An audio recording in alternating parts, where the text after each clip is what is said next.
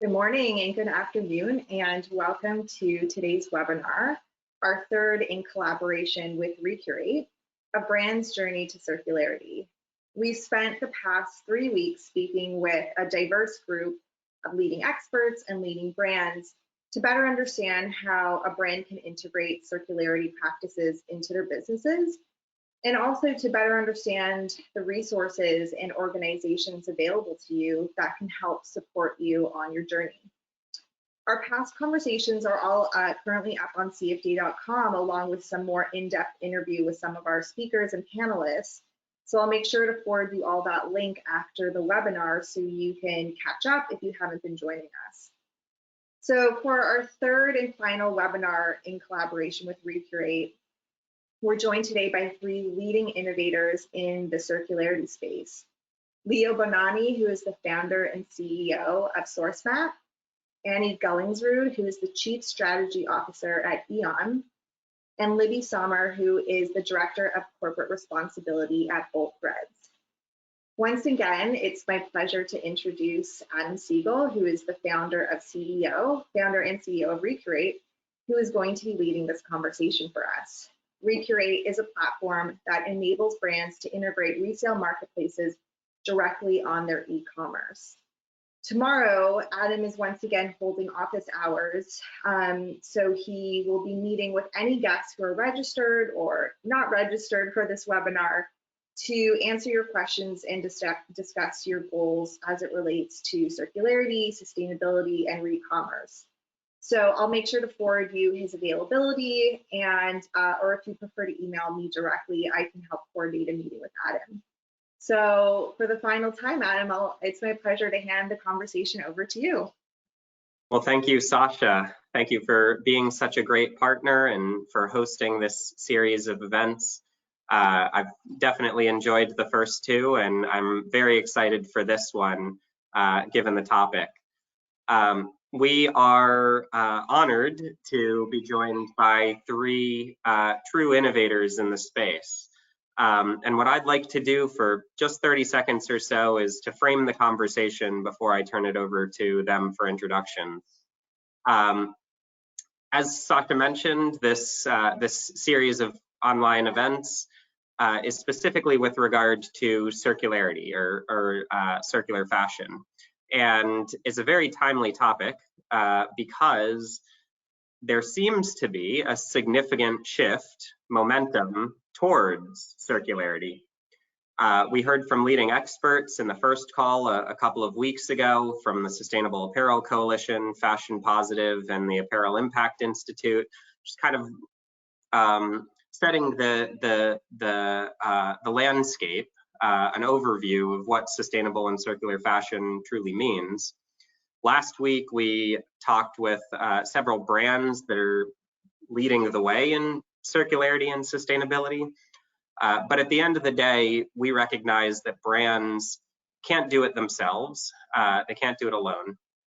And there's certainly going to be technologies and services that are necessary in order for brands to continue to push the boundaries on circularity and sustainability. And so that's the nature of the conversation today.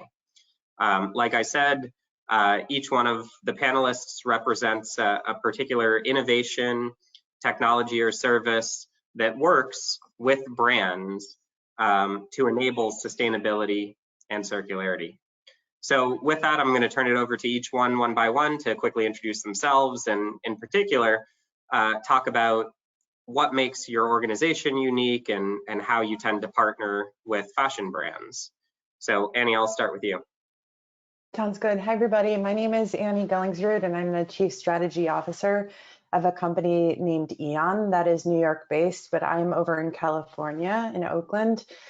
I thought it might be useful to tell you a little bit about my background too, because it sort of describes why it's so important that I do what I do at Eon. So I worked in all aspects of the circular value chain, but really before we had the word circular, that work was already being done. So yeah, I spent time doing sustainable fashion design. I have a degree in design from California College of the Arts. I worked alongside brands when I led Fashion Positive when it was at Cradle to Cradle Products Innovation Institute. So we worked on developing materials, and I worked with brands to create, well, we called them Cradle to Cradle products. I led industry's first working group, which centered around chemical recycling, and spent many years on the board of Goodwill as well. And so through that experience, it really led me to focus on growing Eon, because I saw the same thing over and over, which is one of the biggest obstacles was a sort of connectivity in that value chain, which I mean that the parts of the value chain actually couldn't communicate. They couldn't talk. So I'm not talking about verbal or through email. I'm talking about there was no way to send information to the next part of the value chain to say, this is what it is. Hey, Goodwill. Hey, Real, hey, whoever, this is what this product is. Or, hey, chemical recycler, this is what this product is. So today, products and materials can't be identified once they leave the customer's hands. So with that being said, Eon enables brands to identify products, and we give every item a unique digital identity. And we do this through our cloud platform. So we are essentially a cloud platform. We digitize physical products, which enables brands to distinctly communicate to customers after point of sale, create transformational relationships with customers, sharing sustainability information, sharing any information about their products, and also enables those products to communicate to value chain partners such as Recurate or other resale partners, and then recycle partners. Great. Well, thank you, Annie, and thank you for setting the framing for connected products as well. I think that's a really valuable element of this whole conversation. Libby, would you mind going next, introducing yourself? Absolutely. Hi, I'm Libby Summer. I'm Director of Corporate Responsibility at Bolt Threads. A little bit about my background. I've always thought of myself as an environmentalist and been interested in how we can change our trajectory on this planet. I got my start in a little different area than Annie and probably Leo. I started at the U.S. Environmental Protection Agency, so I was working in a government context with lots of companies on green chemistry. And over the 8 years I was there, I gave presentations that started to feel like a broken record, just telling companies that there are these tools out there that if you use them, you can avoid these issues as you design your products. And that's always been an interest of mine, is how we can design for sustainability from the start. After EPA, I joined Nike. I was there for several years. I also worked for Lululemon. I've been interested in the apparel industry because this industry has been so engaged in the topic of sustainability. That's not something that I necessarily have seen in other industries, and I think there's so much opportunity in this industry to take advantage of that enthusiasm and make real significant change. My interest in designing for sustainability from the start led me to Bolt Threads. And so this has been a great kind of culmination of my interest and skills in this field. For those of you who don't know Bolt, we are a materials innovation company. We develop more sustainable, biologically based materials for the fashion, apparel, and footwear industries. We have a collaboration with brand partners right now who include Stella McCartney, Adidas, Kering, and Lululemon. And we're focused on a material called Milo, which is made from mycelium. Mycelium is essentially the root structure of fungi, and we can grow this material in less than 2 weeks, and then we process it into a leather-like material. So in creating Milo and all of our materials, we take this systems view and we design for sustainability from the start. So that means making intentional choices to dramatically reduce the footprint of our material, particularly in comparison to leather, and to continuously improve as we develop and scale up. And I'm really happy to be here speaking with you all today. Great. Well, thank you, Libby. And really incredible technology, and excited to hear more about it. So Leo, would you like to introduce yourself and SourceMap? Yeah, with pleasure. Thanks for having me. I'm Leo. I'm the founder and CEO of SourceMap. We are a software company dedicated to helping brands achieve supply chain transparency. And what that means is for the most part, we help apparel companies map out every single one of their suppliers, down to the raw materials. It works through a social network, a lot like LinkedIn, except it's completely private. And at the end of the day, we enable brands to communicate with all these suppliers for a whole host of issues having to do with the externalities in the extended supply chain. And that could be anything ranging from forced labor and deforestation to ensuring the authenticity of certified raw materials, virgin or recycled. And so we help companies manage their responsible sourcing of raw materials all the way to retail, and we have a special focus on verification, fraud analysis, fraud detection, because as you can imagine, there's a lot of incentives for companies to pass off recycled goods or pass off certified materials as being such because of the premiums they get. And so we help keep the supply chain clean, produce a clean bill of health for every container that arrives in the US, mostly because of customs regulations, but also increasingly into Canada, into Europe. And then at the end of the day, many of our customers also choose to publish their supply chain transparently and disclose it to consumers and the general public. And that's the sort of the icing on the cake at the end of the day, when you've mapped your supply chain and verified that it's living up to your standards, that you can then share it as a way to build trust with the general public. Over the course of this webinar, I'll try to bring the conversation a level or two deeper for the audience so that we can kind of get a bit more tangible with some things. And so to that end, Leo, I hope you don't mind me asking a follow-up question to your intro. Are you able to share the names of any brands that you're working with that are doing especially interesting things with you? Well, I can only share their names if they've shared it themselves, but I think in the apparel sector, you'll see a lot written about our work with VF, the company that owns the North Face and Vans and Timberland and a whole slew of other brands. And a lot of the work that we do with them is, we're known for the disclosures that they do using our software. So they disclose for each of their brands flagship product supply chains down to the 4th tier, and they disclose it publicly along with all sorts of interesting data on the workforce and the certifications, the sustainability programs in place, which includes recycled and responsible raw material sourcing. But we also work with most of the large apparel companies in the US and a number of the European ones in ways that I can't disclose yet. They haven't made their supply chains public. Okay, well, that's helpful alone, just to kind of paint a more vivid picture.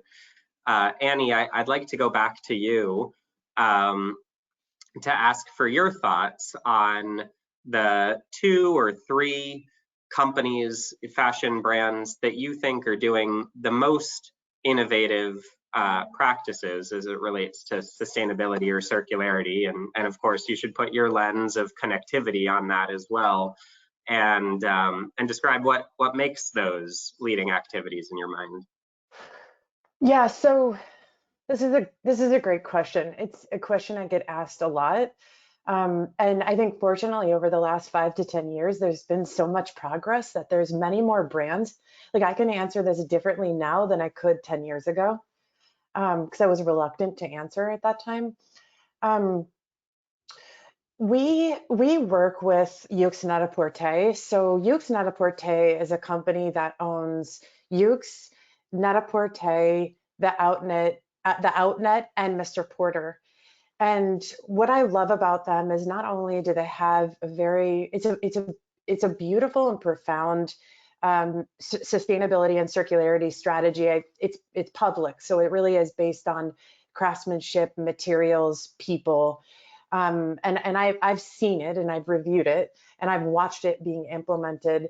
And what I feel that really makes this scalable is that they're putting digital IDs on every single one of their items. And I'm saying item, one single item will have a unique digital identity in their owned brands across all those 4 platforms.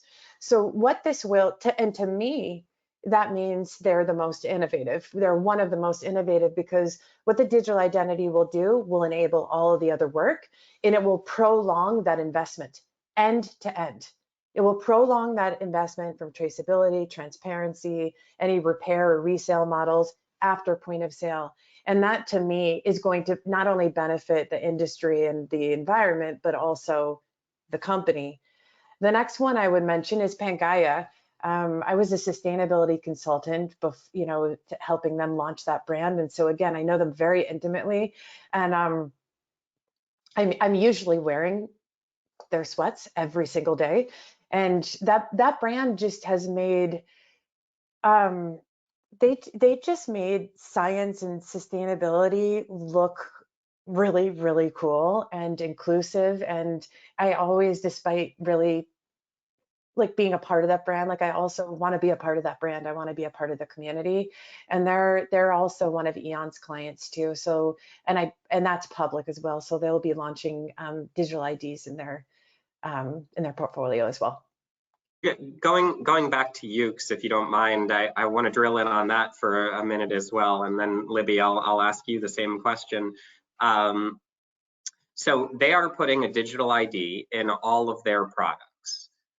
What does a digital ID actually look like in a product? Yeah, why don't I show you? We didn't queue this up. It's just perfect. I always have examples. This is by a company named Nanushka. Their sustainability manager came from Stella McCartney, and that's how, because I worked with Stella for many years. So I love this brand. They put QR codes. So this is almost like it's a label. It's a tag. That's what it. We work across QR codes, RFID, NFC. I can explain all those later. Reach out to me. But there's an actual tangible tag. And then this is your door to a beautiful sort of universe of all these different things. So in this case, this tag is it has a unique serial number associated to it, which means that this product can be tracked. So we're building distinct product passports as well. It can lead the customer to more information. So Nanushka shared a lot of sustainability information about their production. And it also can help a resale partner access more data about the product. The label or the tag can also look like that. So that's a little chip that's put into a zipper, and that's called an NFC. So with a basic tap from a regular phone, again, the customer can access more information about the product. Fantastic. Great. So just to make sure I'm fully understanding this, that information that's accessible through the QR code or the NFC, that's useful and interesting to a customer. So a customer can use that and get some interesting information. But then also a third party, whether it's the retailer, or reseller, or repairer, or whoever it is, they can tap into that same data stream and get relevant information to them about that specific product. 2 different views also. So that's the interesting thing about a connected product, is the customer has an experience, an integrated experience that's information and different products, and talks about resale models like Recurate, and then the reseller or the recycler has a totally different view. So that's what a connected product can do. It can communicate to different aspects of the value chain in ways that are relevant to the stakeholder. Excellent. Well, thank you. So Libby, same question to you about 1 or 2 fashion brands that you think are doing especially interesting and cutting edge work in sustainability and or circularity, and to you, what makes those leading edge? Do I have to keep it to 1 to 2, Adam? There's so many options out there. Yeah, there really are lots of interesting innovations and ideas happening in this industry. I think that's part of what's so exciting about this area. There's lots of companies like our customers carrying Lululemon Stella and Adidas, who are sourcing more sustainable materials. I think that's a common way for brands to start to get into the area of sustainability, is to look first at the materials that you're using in your products and finding more sustainable options, perhaps, to the things that you're currently using. I think there's some really fascinating work happening to try to remake post-consumer products back into new products, and that's where work like the work that Annie is doing can help support that effort. Just a couple of examples there. Adidas has been working on a shoe that they call the Ultra Boost DNA Loop shoe, and what is really fascinating to me about that is they're trying to make a shoe from one single polymer, and that enables them to recycle that polymer back into a new shoe. I think what's also fascinating about it is that they're being really transparent about the challenges and the progress that they're making in that process. VF, I know, is doing something kind of similar with a technical jacket in one of their brands. There's efforts in the fashion industry to try to reduce waste. So trying to use dead stock or old stock fabrics, trying to tackle overconsumption through reducing SKUs. There's a brand in the UK called Tatum Jones that's working on that issue. So there's lots of innovation out there. That's just a few to mention. Great. Well, thank you. That was great. And yeah, we could probably go on all day with some unique and innovative practices. Leo, I know we began to address this in the last question I had for you, but are there any other brands that you would want to add that you think are doing especially unique things?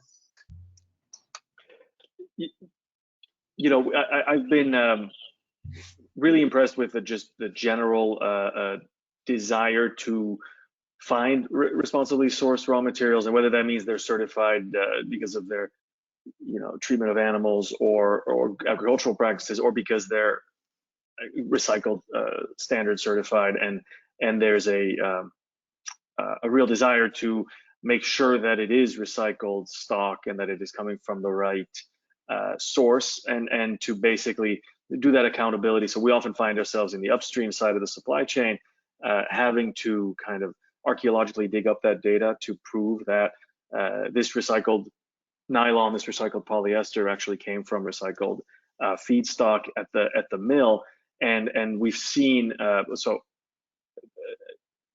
essentially every company we deal with. We also deal with most of the largest food and beverage companies in the U.S. Really concerned with the packaging, either they're buying polymers for packaging or they're buying polymers because they use them in fibers and yarns, being very concerned with having responsible recycled material sourcing. I think they're all aware that there's too much risk and also too much cost if you're buying recycled materials and they're made very far away, or they're made in high energy intensive ways. Then it's no better than buying virgin materials. And so without naming too many names, but both the largest food and beverage companies and the largest apparel companies in the US they're stepping it up, and they're saying, hey, we want that recycled feedstock. We want the assurance that recycled feedstock is authentic, and it's actually contributing to not just to a reduction in waste, but to a reduction in our waste, carbon, energy footprint, and they're getting that data from their suppliers so that they can confidently buy more and more and reach the scale at which this starts to represent a tipping point. Great. Well, thank you. I really appreciate the diversity of backgrounds and perspectives of the panelists, because you do really come from different places, and so it's interesting to hear the diversity of perspectives that you have. Libby, I'm going to ask you the next question, and that's with regard to trends. What trends are you seeing that are, pushing, nudging, pressuring fashion brands to be more sustainable or circular?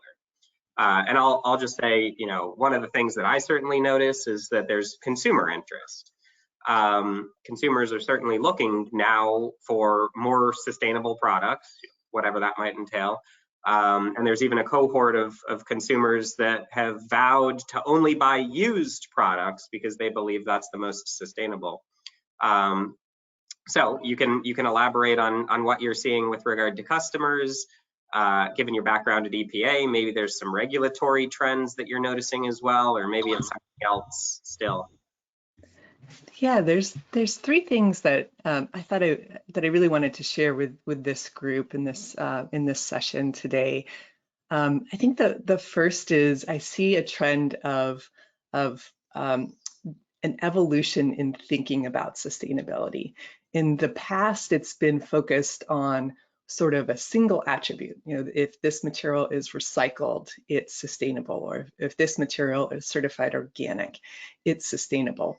And I think all we need to do is look at the challenges with cotton, for example, in China and all the difficulties there to understand that it's wonderful to have certifications like organic or BCI, but we also need to think about the people that go into creating that material, and that sustainability really is a systems challenge, and we need to think about it in a systems point of view.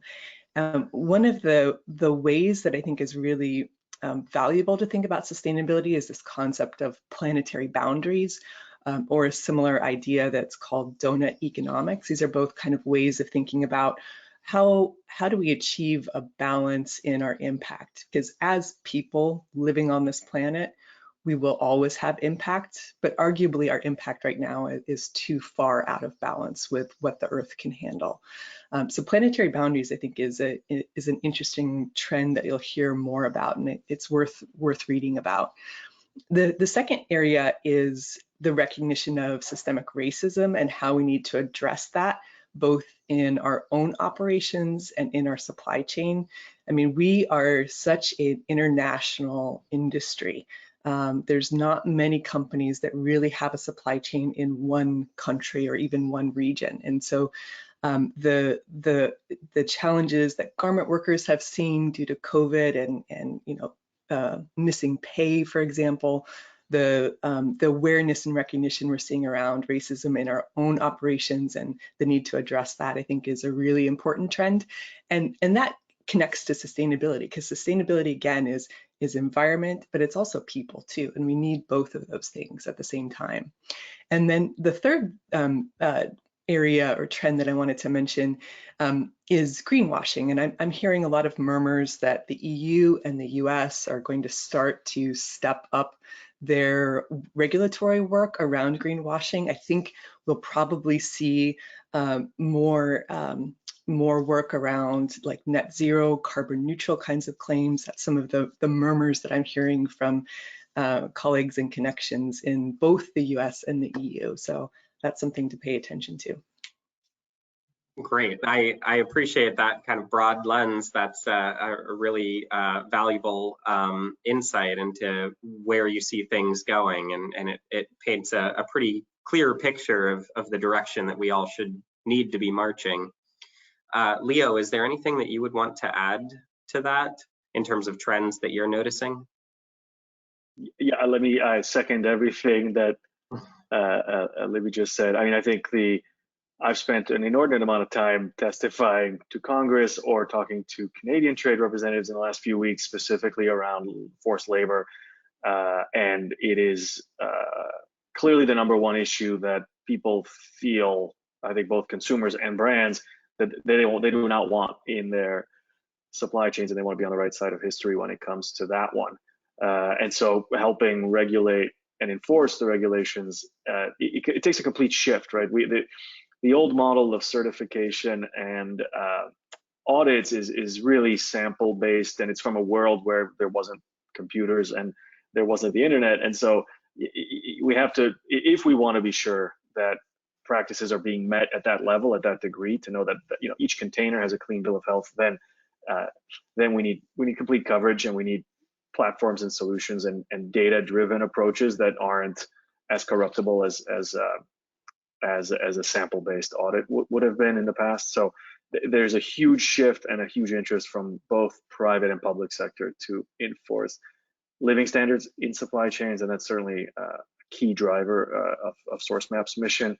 By the same token, and conversely, because of all the attention that's been paid, and frankly, a lot of brands not wanting to even bother to try and find out whether they have horrible practices in their supply chain, is how can they source closer to home? How can they source without even involving the raw materials side of the supply chain? So there's a great amount of interest in solutions for recycled and for circular materials at scale. And I think that's the big challenge, and that needs to be answered for circularity to really take off, is how can a buyer of very large volumes of raw materials actually start to rely on a circular source. And believe me, they would rather do it from a risk point of view, overnight, but they don't have the conviction that it can be done at scale. And so the trend and the risk of paying attention to forced labor has really driven people to also think about innovative new ways of sourcing circular at scale. Great. Annie, is there anything you want to add to this conversation about the trends that you're noticing?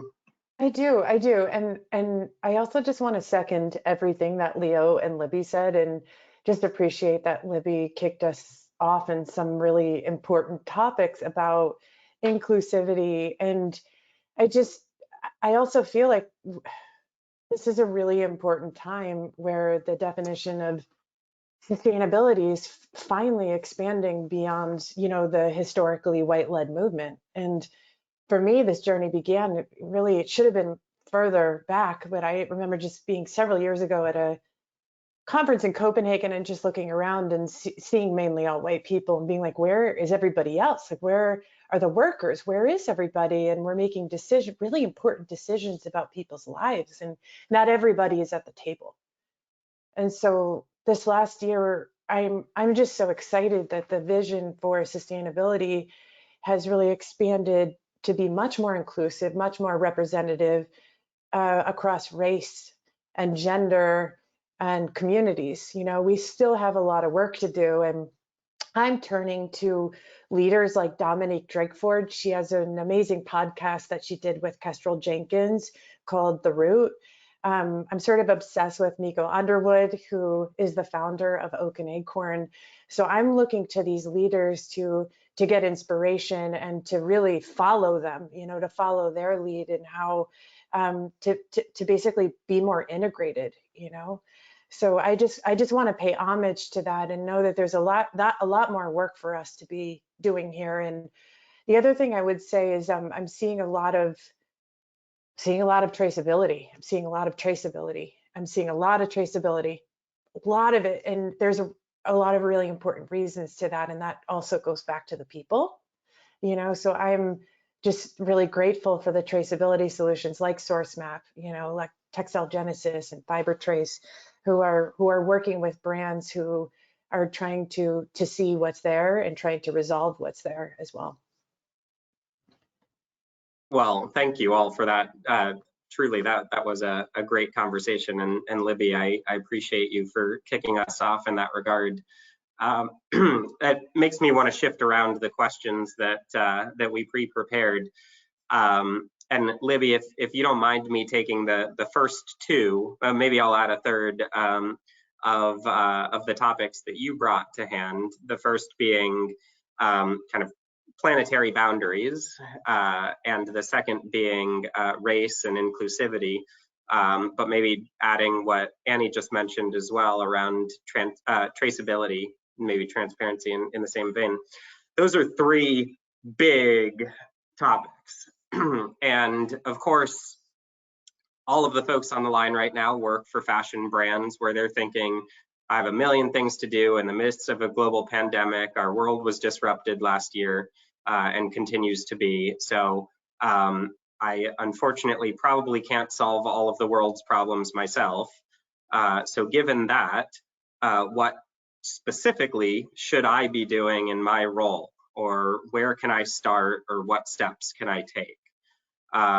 Maybe Annie, I'll turn that over to you first. If you're face to face with someone in a fashion brand, maybe head of merchandising or e-commerce or digital or something like that, what would you recommend they do first? Okay, you had to start with me first on this one because I had different ideas before this panel, and now I have other things to bring forward. So first I would ask who's at the table. And, you know, our representation and our marketing has evolved to encompass and represent more people and across race, across gender. But I always ask brands too, and I'm looking for like who's at the executive table, who's at the decision-making table, and if that's not fully represented across the communities that are being served, there's something wrong there, you know, and that needs to be fixed immediately. That's the first thing we should be doing. The second thing is just on that front too is, you know, it's interesting. So I wrote a book that is used at universities called Fashion Fibers, Designing for Sustainability. And it talks really about the how to use fibers more sustainably. And one of the things that, since I wrote this book, that I've been really interested in is the inception of materials and how they were used, and dyes and materials, and looking at the history of some of these materials. And I would also suggest doing that, like the history of indigo, you know, and how that was used, and where it was used, and why it was used in the first pair of jeans, and how they were used. There's again, Nico Underwood was on a podcast for The Root that talks a lot about the history of indigo. So we can hold that history tight as we design. We can embed that history into the design. The last thing I would say is there's a movement on materials, there's a movement into resale, there's a movement in IDing products. You know, is that there's some interesting things happening. Some of the first things I see brands do is improving materials. It's a really great place to start. Resale is another one. What I love about Recurate is they make it easy to have a resale model integrated onto your website, and that's an easy place to start too. Great. Well, thank you, and appreciate all of the commentary there. Leo, what would you add as you're talking to fashion executives, maybe in smaller mid-sized brands, if you'll allow me to go there, just because a lot of CFDA's members are not the biggest brands, but smaller brands and designers. What would you tell them to do first, or to do next, to address these big global issues that we've been talking about? Well, you know, I'm kind of a one-note piano in this regard. I mean, I would say that if you haven't, you should map your supply chain and find out everybody who you're buying from, direct and indirect. The good news is it's, you know, multiple times easier than it's ever been before, because so many big companies have been doing it for years, are doing it. And so all of your suppliers are already accustomed to this kind of transparency request as part of just gaining access to European and US markets. So it really adds very little time and very little cost for you to do it.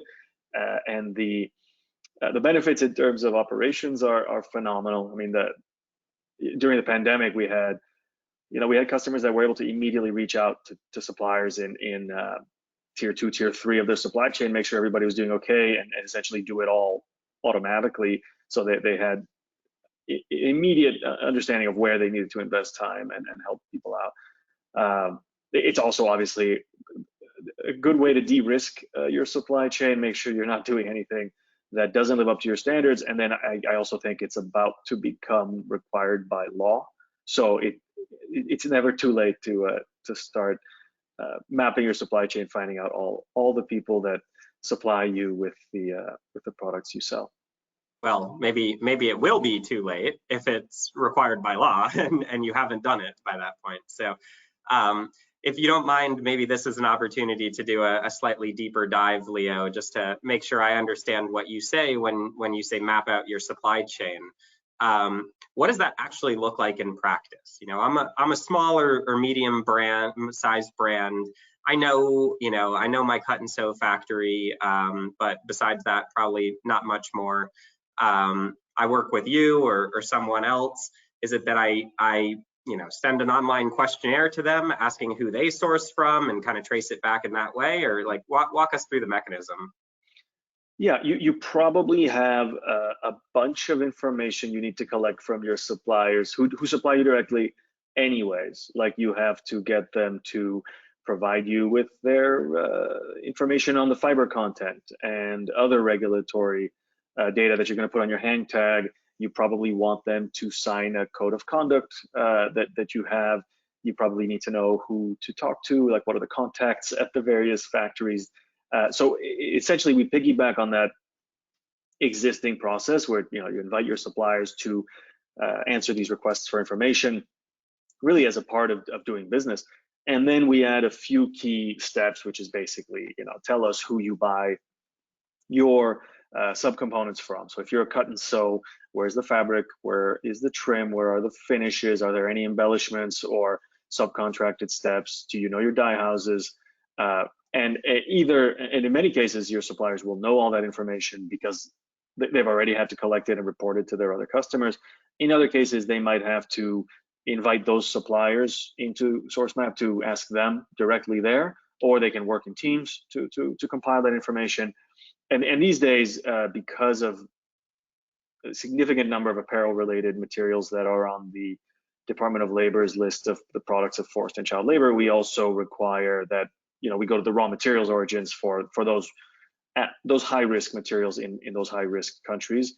And for those, it's just like a LinkedIn or a Facebook. You invite the people you know, they invite the people they know, and usually within a 3 to 6 week data collection cycle, you've mapped out tier 1, 2, and 3. You've gotten somebody to upload the GPS of all the factories and all the farms, and then begins the real work of determining what's at risk. And that's something that we just do by looking at, are they considered by the U.S. government to be a high-risk raw material? In which case, you have to prioritize them for collecting traceability data to prove that the chain of custody went unbroken. And then those ones that are then deemed high risk, you have to also audit. So there's sort of a three-step map, risk assess, and then audit process, and that's good enough right now, due diligence, to get things into the US. Great, that's super helpful. I'm trying to paint a very specific picture of what some of this looks like for folks that haven't done it yet. So I appreciate that. Libby, you kicked us off with the discussion that brought us in this direction, and so I am interested in your thoughts about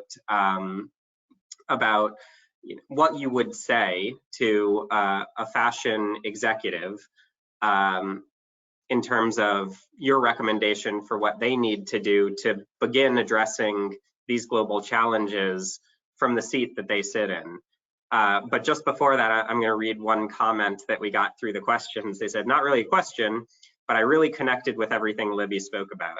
I'm currently enrolled in a couple of courses and we studied the planetary boundaries, so I appreciate that conversation. So anyway, with that, Libby, I'll turn it over to you. Great. Oh, that's so nice to hear. Thank you. Yeah. Well, I agree with everything that Annie and Leo have said so far. I want to say to those who are in small and medium-sized businesses, take a breath and know that you won't be perfect. And even the large companies, even the flashy marketing that you might see on sustainability, they're not perfect either. And that's not the goal in this work, is perfection. We will always have impact, but we need to bring more balance to that impact. There's another concept called the Pristine Myth, which I encourage everyone to read about. I think that helps kind of frame some of the impact that humans have had over our existence. And it will continue to be the case. So take a breath, know that you won't be perfect, and then start to do the work. And I think the work, there's, some of you may have read Michael Pollan's food rules a few years ago. He had like 3 really simple steps for eating more healthy. And I thought, well, maybe we need to come up with sustainability's version of that, or fashion's version of that. So here's my proposal. So number one, consume fewer resources. Use less material. Make sure that when you purchase material that it's actually being used in your product. Reduce dead stock products, for example. Those are just some of the things that might fit into consume fewer resources. Number two, waste none of it. And then number three, source more preferable or sustainable inputs. And that last part to me is, again, kind of going back to the earlier parts of this conversation. So sourcing more preferable or sustainable inputs to me is both social and environmental. It's about the materials, but it's also about how they're made and who is making them. So some food for thought there. No pun intended. Yeah, I was going to say you pulled that back perfectly. So we have a couple of other pre-prepared questions, but there's some great questions coming in through the question chat, which, by the way, for all of the attendees, if you do have questions, you can do it in your side panel. Annie, there are a couple specific questions about EON and digital ID and stuff like that, and I don't necessarily want to spend too much time on it, but I do want to make sure that we get these answered. So I'll ask you a couple back to back, and then you can answer. So first, what kind of cost does adding a digital ID entail? I don't know how easily you'll be able to answer that, but I do want to pose it. The second, what services provide the QR code or tag the garment?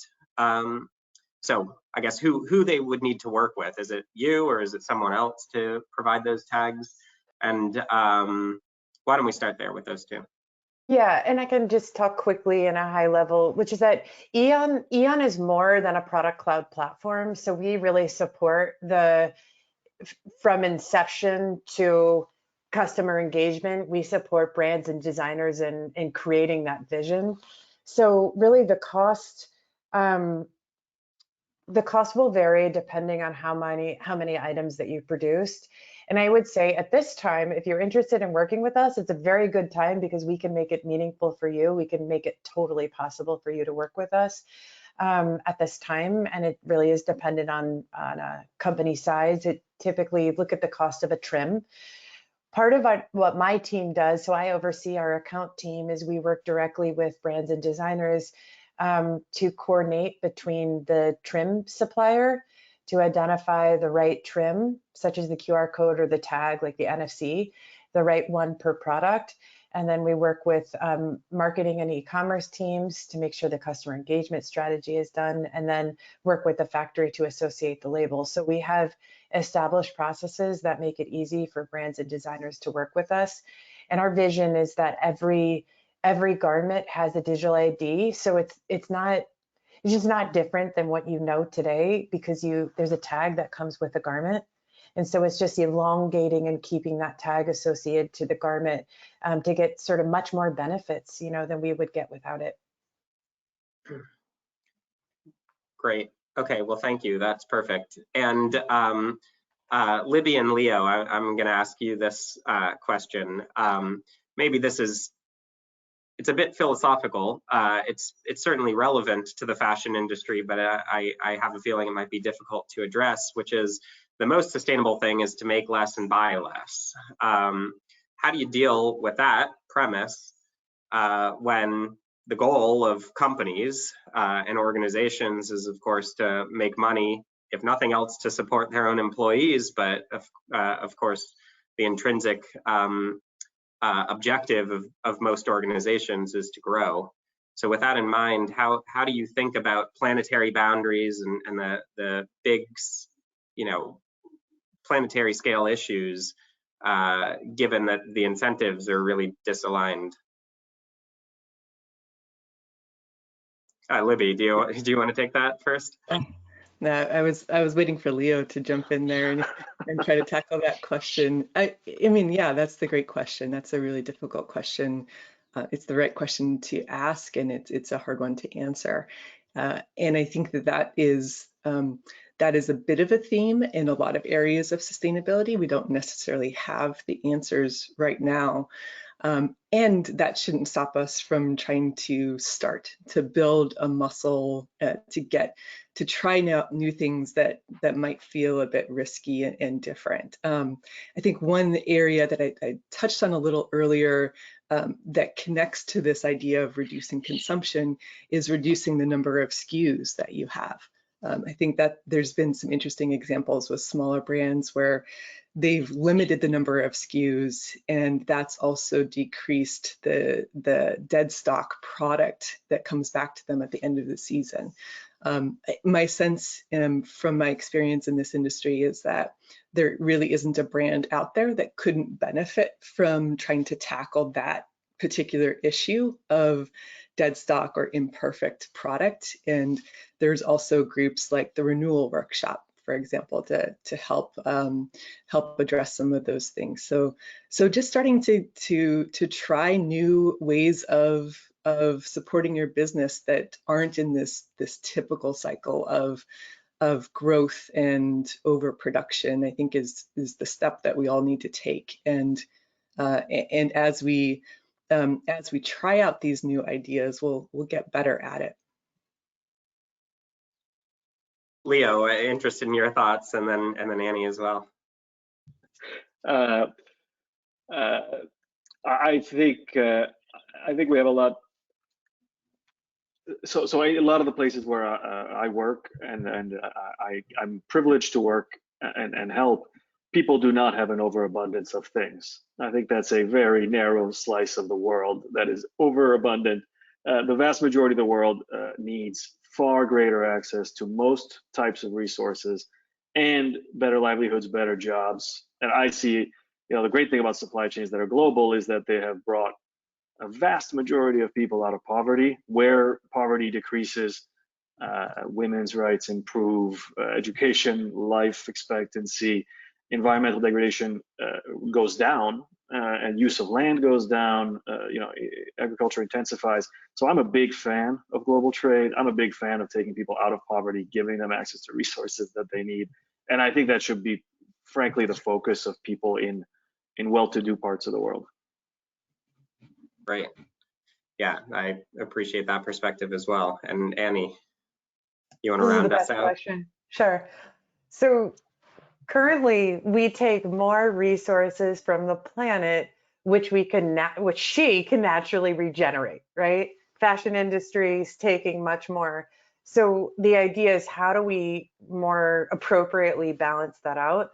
That is the vision of circular economy. Like, I think people oftentimes forget that the idea is to keep products and materials in circulation as long as possible. It's not to keep making more stuff more sustainably and just keeping more stuff. It's actually to rely on existing resources. So the idea is to get to a place where we're actually reaping the kind of revenue from products that already exist. So that's the shift, the economic model. That's the shift that Eon is supporting, because to do that, you actually need digital systems in place to support that scaled shift. Like, how do you identify products? How do you keep them in an inventory? So what we want to look at this as is, how do we move from an inventory to an inventory of all the items, the garments and accessories and footwear that we've made over a long period of time. Now that's our inventory. So how can brands and designers shift from getting revenue from that inventory to the inventory that we're producing from new product on an annual basis?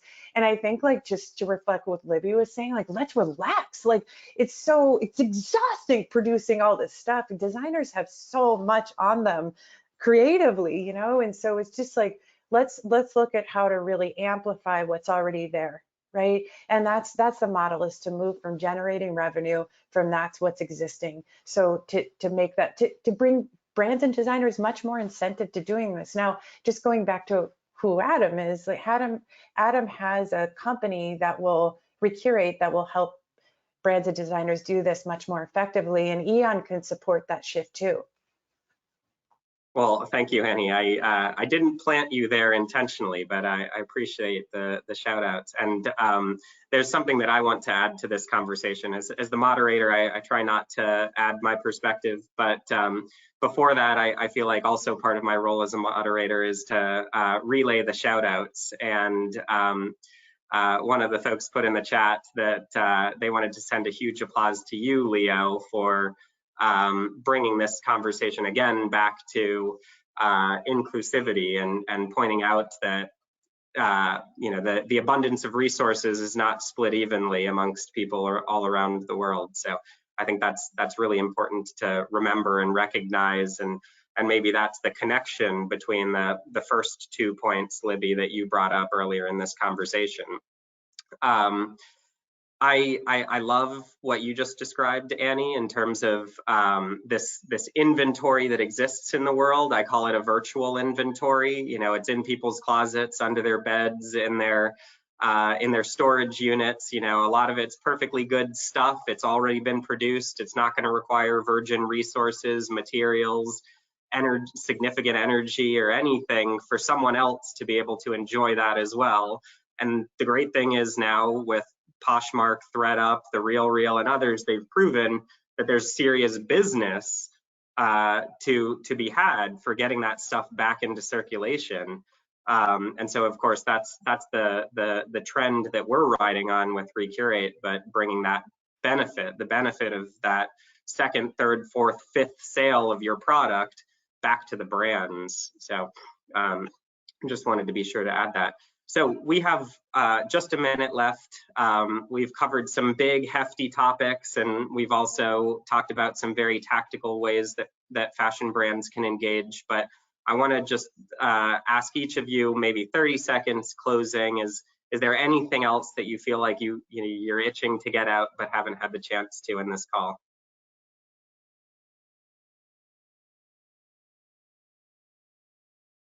Okay. Well, good. We'll leave it at that then.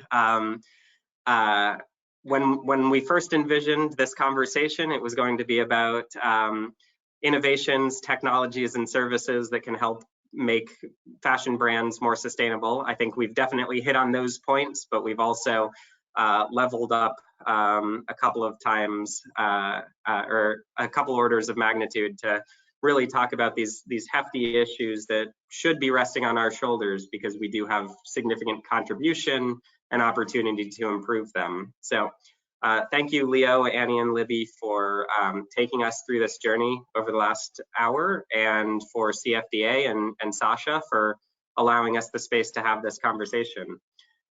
Thank you all so much, and have a great rest of your day. Thank you. Thanks, Adam. Bye. Thanks, Sasha.